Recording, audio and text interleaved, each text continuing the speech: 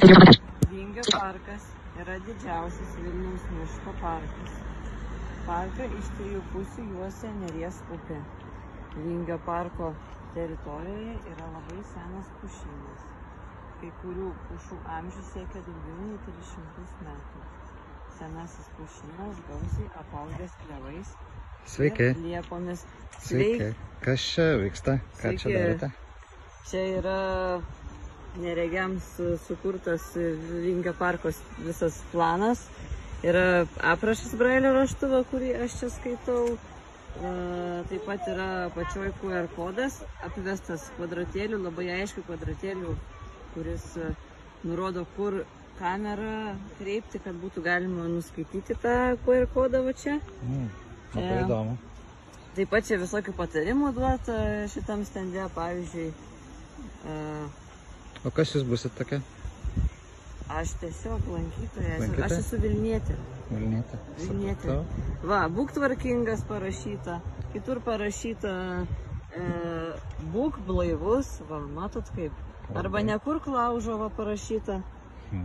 Šuo su pavadėliu parašyta, kad negalima šunų vienų paleisti. Taip pat čia yra labai geri sutartiniai ženklai. Reikite arčiau biškai. Kur? Dar. Vat pažymėti labai gerai, aš vat ir jums parodysiu. Va čia yra pažymėti, va taip yra pažymėti takai. Va tokie, dabar va taip yra pažymėti laiptai, va kaip laiptas. Taip yra pažymėtos gatvės, platesnis toks. O va taip yra pažymėta upė, Neris ir čia yra paplūdimys. Ir pagal šitos ženklus galima orientuotis per visą šitą teritoriją. Va čia iškart jaučiat paplūdimys, ne, va liečiat. O, geras, koks didelis. Nemažas, va, iš karto susidaro įspūdis. Tada, pavyzdžiui, va čia tie takai visur pasivaikščiojimo. Čia va upė visur aplinkui, visą parką, va tai va, visur eina upė. Tai kiek čia trunka tokį planą įsiaiškinti?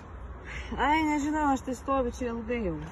Labai ilgai aiškinuosi, nes pirmą dieną atvažiavus. Tai ypač jo, jūsų rankutės pastebėjau labai mažas. Nu tai va, kad labai mažas ir man lėčiau eina.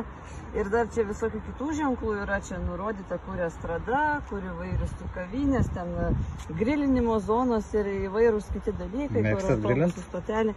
Jo, labai, nes aš keto propaguoju, man kepsniai pats geriausias valgis. Vau, geras. Čia va klaidų radau dar.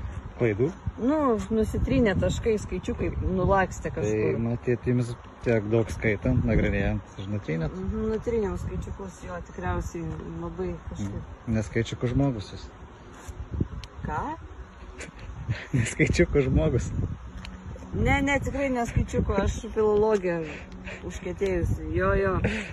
Tai va tiek galiu papasakoti, čia fainas labai dalykas, sužinojau naujų dalykų. Tai ačiū jums labai, tikiuosi susitiksim dar ir galėsim panagrinėti daugiau tokių planų Vilniuje. Manau, toks turėtų būti ne vienas. Taip.